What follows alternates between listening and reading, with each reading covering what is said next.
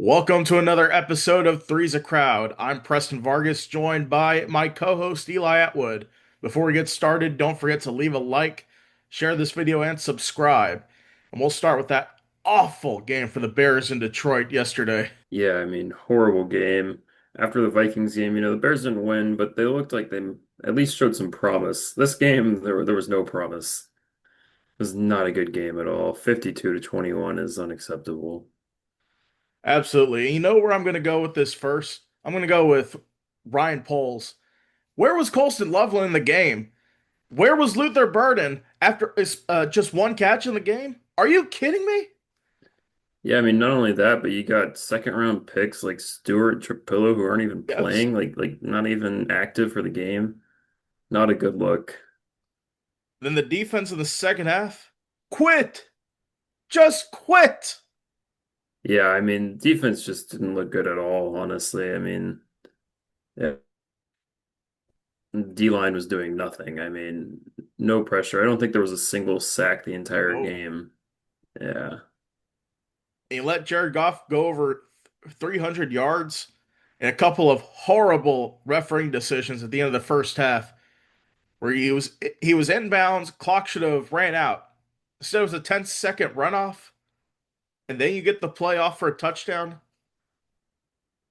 I mean, we got officiating has to be better as Yeah, well. I mean, that was one of the worst officiating mistakes I've seen ever. And then Caleb Williams, he wasn't bad, but he wasn't a superstar. The problem with him was he tried to play Superman too much. I mean, don't be a hero every play. Like that second and 30 play, he tried to convert under pressure by Aiden Hutchinson, then just throws it deep, and it was Yeah, and I mean, it's continuing the accuracy issues. Like Caleb Williams can't hit a wide open target. That's not a good look at all. Overthrow after overthrow, I feel like. I mean, his favorite target has been Roma Dunze so far. That connection is starting to get better. But you Yeah, wrote, that's the one good thing I'd think from this game is at least there is that new connection. I mean, Dunze had two touchdown receptions that one, but you can't expect to have a good flowing offense if you're only using Roma Dunze and DeAndre Swift, who fumbled, by the way, and then Caleb Williams on the ground. That's only going to work a few times. Yeah, that's yeah, unacceptable performance overall. Then the defense, Montez Sweat, wake up. You need to be the pass rusher we brought you in for, Yeah, I mean, honestly, that deal looked good the first year, and Sweat hasn't been good the past couple. especially the first two games. A number one threat. He did have a jump a block on J.J. McCarthy last week, but he was non-existent in the Detroit game. Yeah. And I then mean, there going was really no one on the D line that looked good this week. and then going back to the offense, we got a first round pick for Colston Loveland. Why wasn't he incorporated into the offense? Yeah, I mean, why do you take a first round pick on a guy, a top 10 pick, not even a first round pick, a Yes. top 10 pick, and then you don't even use the guy at all? I mean, I'm not going to put that on Ben Johnson, but you have to get him more involved if you're the Bears. Yeah, for sure. And then your dad pointed this out on a text thread between us that Jalen Johnson, after the first quarter, when he left the game, secondary struggled. Yeah. I And then, mean, to be fair, you're also without Kyler Gordon. yeah, So missing two starting corners, probably two of the better players on the defense in general. It's a big miss. that TJ Edwards left the game early as well with a Yeah, hamstring injury. that doesn't help. And I think that's what you see contributing to that collapse there in the second half. I mean, the first half, the Bears really should have just been down by seven, which isn't Yes. too bad. And then second half, they couldn't do anything. And we would have gotten the ball back in the second half. Instead, Detroit scores. We're down two possessions and they just quit afterwards. Yeah. I We got a mean, lot. you got to see a little bit more effort after something like that happens. Like, why are we not angry? Why are we not coming back out like trying to win this game? There is no fire from that team in the second half. I mean, no Yeah. protection. That 15-yard penalty for on the defense of Detroit for roughing the passer. No fire from the offensive line protecting Caleb Williams. Yeah, I'll tell you the thing that's concerning for me too is after the game, Ben Johnson was going back to, we got to take it one game at a time. We've been hearing that for years from the Bears coaching Yes. staff. I mean, obviously Johnson's a new coach, but still, I mean, the amount of times Matt Eberflus was like, "Oh, one game at a time. We're looking on to next week." You can't just look past every error. I mean, you got to address the problems. Address those problems and get a new game plan for the next week.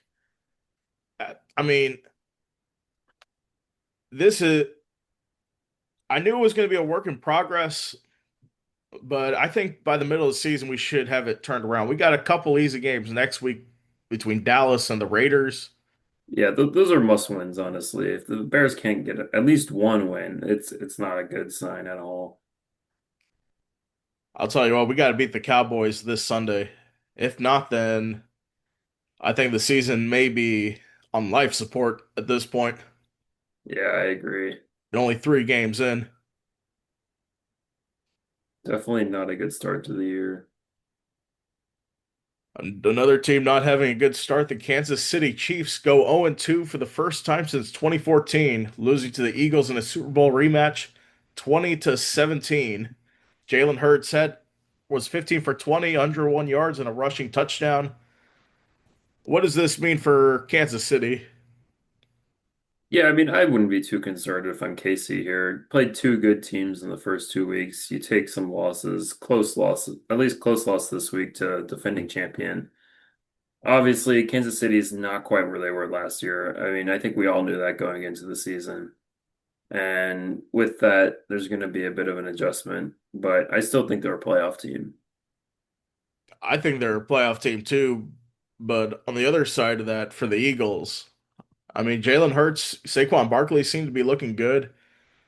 You still don't have AJ Brown as impactful as he once was, but Devonta Smith's stepping up. Even though he left the game for a little bit, still returned, made a couple big plays. I think Philadelphia, I think they show going on the road at Arrowhead, they're the best team in the NFC right now over Green Bay. And Green Bay hasn't played on the road yet this season. Yeah, exactly. And on the road to Arrowhead's never going to be an easy win. And the Packers don't play the Chiefs in Arrowhead this year, or I don't think they played them this year at all. But I think this will be good for the Chiefs. I think they'll bounce back significantly. They'll play the Giants next week, pretty easy opponent. Even though they gave Dallas a hard time at home, I mean, that should be a win for the Chiefs there. Yeah, I agree. And then Mahomes had his stat line 187 yards, passing 1 touchdown, 1 interception. He also led the team rushing with 66 yards, including a rushing touchdown. I'm not really the best performance by Mahomes, but still a solid performance out of him. Yeah, I mean, you kind of expect a little bit more from a superstar, but it could have been worse. I agree. We go into some news that just brought down this morning from Joe Burrow. He is out 3 months with a turf toe injury. The Bengals beat the Jaguars yesterday. They are off to a 2-0 start. What does this loss for the Bengals mean for the rest of the season? Yeah, I mean, I think the Bengals really have two options here. They either need to go out and get a better backup quarterback to come in and play, or they need to just blow up a little bit and trade off Hendrickson, get rid of some of these guys on expiring deals, just prepare for next year. I think it depends on how they feel about the odds of Burrow getting back in time for the playoffs. I mean, like you said, with these assets that they have, Burrow's tied up in a lot of money this year. Yeah. And Jake Browning in relief, when he had 242 passing yards, 2 touchdowns, no picks. I mean, It's I, off to a I'm good start at least. I'm sorry, I meant 3 picks, 2 touchdowns. Oh, Yeah, yeah. not no picks. It wasn't that great of a day for him, but they still won the game against Jacksonville on the last second. I mean, I agree with you. They need to bring in another quarterback. Give a call to Atlanta to try to get Kirk Cousins off their hands. Yeah, if they can afford Kirk, might as well. I mean, either that or, like you said, trade away Hendrickson. He's on an expiring deal this year. Yeah, I mean, I think there's it's two options. You tank, trade Hendrickson, recoup, go back in for next season. I feel like the Bengals are kind of in a cycle of Joe Burrow getting hurt and then Yes. doing bad one year and then doing good the next year and then Joe Burrow getting hurt. So we'll see. I'm looking at their schedule. They got a daunting schedule ahead of them. But if they can weather the storm, they're 2-0, which is good. I mean, if they were 0-2, then this would look worse. But Joe Burrow's expected to return by mid-December. I think if you're at 500 by then I think you can easily make a push for the 7 seed. Yeah, I think it's one of those things they'll probably play it out till the trade deadline, see where they're at that point. On the trade deadline, they got the Vikings and Broncos on the road next week, then the Lions at home, Packers away, Steelers, then the Jets. That's a terrible schedule for them before the Yeah, trade deadline. no real. I wouldn't favor them in any games except maybe the Jets there. So, And maybe the and Steelers even that, after. depending on what Jets team shows up that day, it could be a loss. I mean, I think I would favor them against the Steelers as well at home, but their next 4 games is going to be a gauntlet. Yeah, I mean maybe. I think the Steelers would be a better team there though. But yeah, And without Joe Burrow, anyways. then Sunday Night Football last night, Falcons and Vikings. Michael Penix got revenge over JJ McCarthy after the 2023 college football championship game between Washington and Michigan. He had a solid outing. Also, Bijan Robinson, 143 yards on the ground. There wasn't a touchdown until the very end of the game. I didn't even see it because I fell asleep. But what does this game mean for the Falcons? Yeah, I mean, it's definitely a testament to the Falcons' defense. They look pretty good there. McCarthy was doing nothing. I mean, fumble after fumble, few interceptions. I mean, not a good look. Not a good look after he became a father on Friday. 158 yards, passing 2 interceptions in the game. A pass to Justin Jefferson 3 times, only 81 yards for him. A subpar outing for sure from him. Usually from his usual stealth, no touchdowns in the game. I mean, the Vikings. I don't know if this is an indictment on the Bears defense on if we're that bad or I think we might be. I think I think the Vikings. This is McCarthy's first home start. Obviously, he has a lot in his personal life at the moment, but True. I think that I think the Vikings will be all right from this. But I think the Falcons, they should have won. They should have won their first game against the Bucks at home. But if Penix and Bijan Robinson keep playing like they do, I think they can win the NFC South. Yeah, I agree. They can definitely at least. I think they're the biggest competition for the Bucks. I think so too. They're probably the only competition, to be honest, for the Bucks Yeah, this season.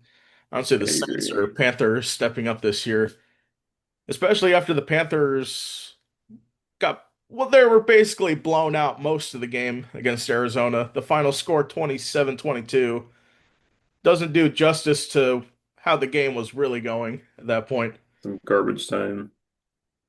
And the Bryce Young had the ball in the final possession. He was leading the comeback. Outscored the Cardinals 13-0 in the fourth quarter. Was like 27-3 at one point. Yeah, it's pretty bad. And then moving on, a wild weekend of college football. How about that Georgia-Tennessee game on Saturday? Yeah, that was a pretty crazy one, especially after that missed kick. Missed kick by Tennessee. I forgot who the kicker's name was, but you missed missed that, goes to overtime. He makes the kick in overtime, but Georgia gets the ball, and then they go down the field and score a touchdown. I mean, a great way to end that game, 44-41. Another big thriller, A&M and Notre Dame, 41-40 on the final play of the game for A&M going into the end zone on fourth and goal. Yeah, I mean, just barely coming away with it there. Good And win for then them. Notre Dame falls to 0-2 like I predicted. Georgia Tech with that 55-yard field goal to upset Clemson. And what a game that was. Yeah, Georgia Tech's looked pretty good here in the start of the year. I think we'll see them ranked coming in. I think they are ranked now. Are they? Yeah. I think 18 if I'm not mistaken, but solid effort by them. They are 18th. They'll play um they got Temple next week. That should be a win. Then they don't face another ranked team till they play Georgia in the last game of the season. Yeah, that's pretty crazy. So they may end up having a run like Indiana last year where they're not playing toughest opponents and they end up with a good record because of it. I think easily you can see them 11-1 at the end of the season. But then we go to the University of Florida. The Gators, DJ Lagway threw 5 picks against LSU. I mean, not a good day for him. I think, No, not at all. I mean, a horrible look for Billy Napier, a horrible look for Florida, horrible look for DJ Lagway. I think uh, you'll see Billy Napier fired by the middle of the season for sure. Yeah, I mean, the only thing is I think he's got 100 million buyouts, so are they going to come up with the money for that? They'll find a way to get the money for that. Yeah, if I it gets think that so. bad. Then we go to our college football standings. I had a bounce back week after a bad week last week, but finished 6-4, 18-2 overall. You, on the other hand, 3-7 on your picks, 16-14. Yeah, not a great week for me. Hopefully, you bounce back next week. And then we go to our Monday night preview. This week it is Tampa Bay and Houston facing off at NRG Stadium, and then the doubleheader at 10 o'clock tonight, the Chargers and Las Vegas Raiders. And what do you expect from? We'll start with the Bucks and Texans. What do you expect from that game tonight? Yeah, I mean, it'll be an interesting look to see what both teams have. The Texans look a little weak in week one, so we'll see if they're going to come back to where they were a couple years ago or if they're just going to fall off a cliff here. I mean, I don't expect them to fall off a cliff, but CJ Stroud didn't look good in his. He didn't have a great game against the Rams last week. I mean, didn't put up the amount of points. And then for Tampa Bay, Baker Mayfield, a solid QB. And then Bucky Irving stepping up a little bit. I think this would be a solid game. Potentially Mike Evans' last time playing in his hometown of Houston. Yeah, we'll see what comes of it. Let's get a quick game pick. Who are you going with here? I think for me, I'm going to take Tampa Bay. I mean, they just looked like the better team in week one. That's all there is to it, really. I got them. I got them to win too. Definitely the better team in this one. Then the Chargers and Raiders, um, both got to win week one. Some would say an upset win for both of them. The Raiders traveled across the country, beat New England. I think they blew them out. And then the Chargers down to Brazil, beat the three-time defending AFC champion Kansas City Chiefs. I mean, We should have a good game late night tonight. Yeah, I think so. I think that'll be a good one. As long as I'm up to watch it, we'll see. Yes. Definitely a late one at 10 p.m. Eastern time, but I think this has the potential to be a shootout. But who you got winning this one? Yeah, I mean, I think for this one, I'm going to go ahead and go with the Chargers here. I liked what I saw from their run game a little bit more. I mean, Ashton Genty last week kind of struggled in his opener. So take the more consistent guy with Najee Harris coming out there. I think that I think we'll see a big increase, but from Ashton Jetsy's workload on the ground. But I'm gonna pick the Chargers to win on the road, and they have the better team with Justin Herbert leading them. Yeah, I agree. Better quarterback for sure.